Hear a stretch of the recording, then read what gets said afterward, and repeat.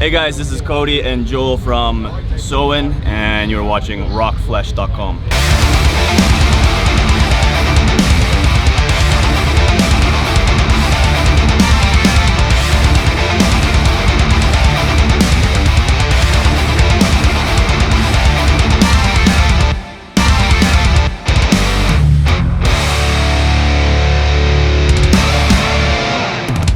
Good morning, this is Rockflesh here at Bloodstock. It's Sunday, it's quite mellow, the weather's quite nice, and I'm with Joel and Cody from Soen. Nice to meet you. Nice to meet you, nice to join us.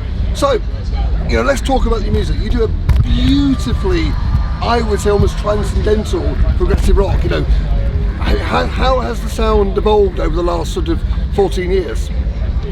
Yeah, I would say in the beginning it was more intricate, and maybe as with the years we've become more extroverts in a way, more geared towards traditional metal also, but keeping the progressive elements.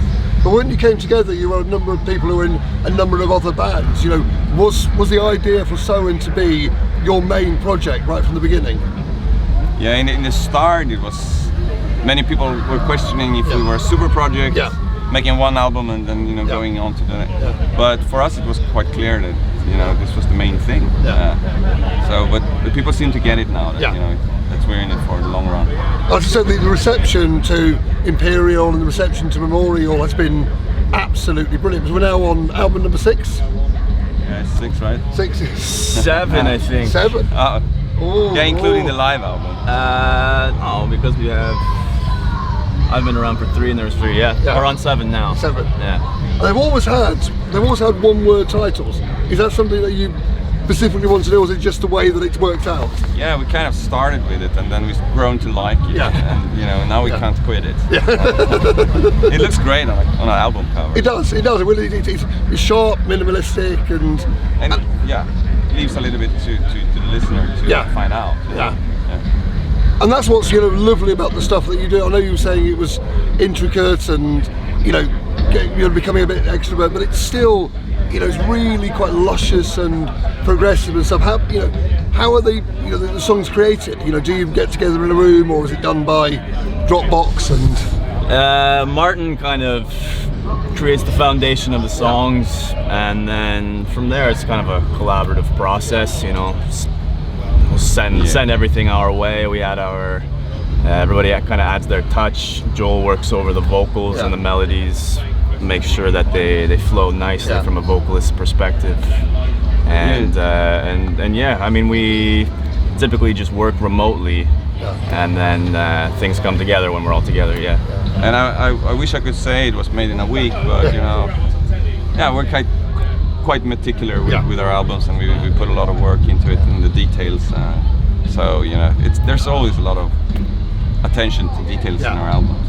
Yeah, and that's one of the beauty of your sound. There is so much going on. There's layers upon layers upon layers, and how difficult is that to then replicate on stage? Well, we have a wizard in the band, Lars. He's a multi-instrumentalist, so that way we can have keyboards, guitars, bongo drums, whatever you like. Actually his best instrument is saxophone. That doesn't fit well with a metal setting, however. I don't know, it could work. Could work. You never know what's happening in future. Yeah, so it's not particularly that hard to. As I said, the sound on the albums is so pristine. It's not particularly that hard to then replicate it. It is in a way, because of course on an album you have so many things happening and you need to delegate who's gonna do what. But there's sort of tricks around it, and there's just ways of sounding bigger and everything, and it just comes with experience. I always loved how Radiohead made, how they were able to make their intricate albums to stand out live, doing that wizardry. So it's a challenge in the same way. I remember watching Radiohead, and it's like you're watching them create it in front of you, and it was like watching alchemists create this sound out of nothing. Right. It's beautiful. Yeah. So we're here at Bloodstock. The sun is shining. You're on main stage in a couple of hours' time. How different is it playing at 1 o'clock in the afternoon to the sun shining to playing sweaty club somewhere in Manchester? It's nice. It's nice. The sun, when the sun is out, you feel the breeze, and it's just festivals are a good vibe. You know, it's just, and I love this. I see it as a challenge. You know, when you play your own gigs, your own headlines, you play to your family, so it's your congregation basically. Which is beautiful, of course. But festivals is more you come in as an underdog. Playing noon, you know, and there's a certain challenge in that is to kind win of people over. I like that. Especially on a Sunday after or Sunday lunchtime, people are still recovering from Saturday. People are, you have that. You get that feeling like, okay, we're gonna show you. And so, you know, you have been building up. You know, that momentum has built up over the last 14 years. There's always a real. You know, when I was talking to people, like talking to you, like there's a real anticipation of it. You know, there's. You know, have you really felt that? Do you feel that crest is just continuing and continuing? Yeah, but at the same time, it's sort of, we can only do what we do, and you know, make the albums we love, and then just hope that people are joining us for the ride. So you know, we just try to do our best every time and make it as good as possible. Because you know, when you start to think about people's expectations and things, gets in the way. It usually turns out pretty lousy, you know. So it's basically, sort of, for the sound of it, is you make the albums for yourself, and if anyone else likes them, brilliant. Yeah, and then of course, you know, it would be a lie to say that you don't want it to be exposed to many people. It's fantastic. But you still want to do it. Definitely. So, where are we on the album cycle? So, Memorial came out last year. You know, and, you know, where are we? How much longer are you basically sat in a tour bus, basically watching the world go by? Hopefully we get some time to record the album at the end of this year, and then maybe it's out, you know, next year. It will be lovely, and the band is better than ever. You know, we feel more creative than we have ever done. So, you know, it's been 14 years, but still. It's going upwards, and you know, it's the longest running lineup that the band has ever had. So there's a momentum and a chemistry. Brotherly love. Hate this guy. And that's, you know, so I've seen you loads of times. So you went to Manchester, so you Download last year, and you know, it is very obvious that actually you really enjoy playing together. Yeah, we do. Yeah, we do actually. And it just makes it easier. It's you know, when you can smile and have a laugh and enjoy them. I think I think the audience feels that too. You know, that this is a band that is actually enjoying what they're doing. And I think there's nothing worse than watching a band you know just don't want to be there and I'm absolutely pissed off with each other and you know, and actually you don't get the real, like, you get that real sort of actually this is fun, I'm enjoying it, and you just so happen to be here. Yeah, I mean, we're blessed to be here.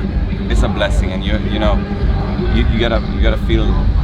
You know, when you wake up, you feel grateful that you're able to do this, and when that feeling disappears, then I think it's better to just get a normal job. So, do you feel, you know, so you're here in the UK? Your last festival was over in the continent. Do you see a difference in the audience? Is there a difference between the playing in Scandinavia and France and playing here in the UK? Oh yeah. Every audience is different, different. All in their own beautiful ways, I would say.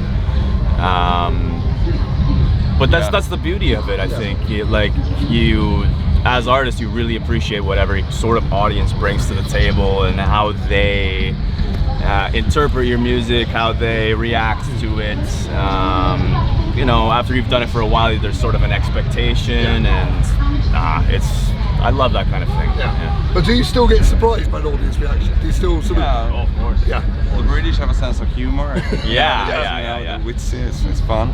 You know, So we are running out of time. One last question for you. So, if the organisers here at Bloodstone said, right, you can come back next year and you can curate, you can have your own stage. You can have the Soen stage, and you can take over the stage. Who would you bring? Who would you have on your stage with you? Oh, okay. Yeah, you pick. Who do you think we in Britain need to see? Which bands, you know, do you think, they've got to see them? They've got to see them. A band I really love lately is Loathe. Yeah.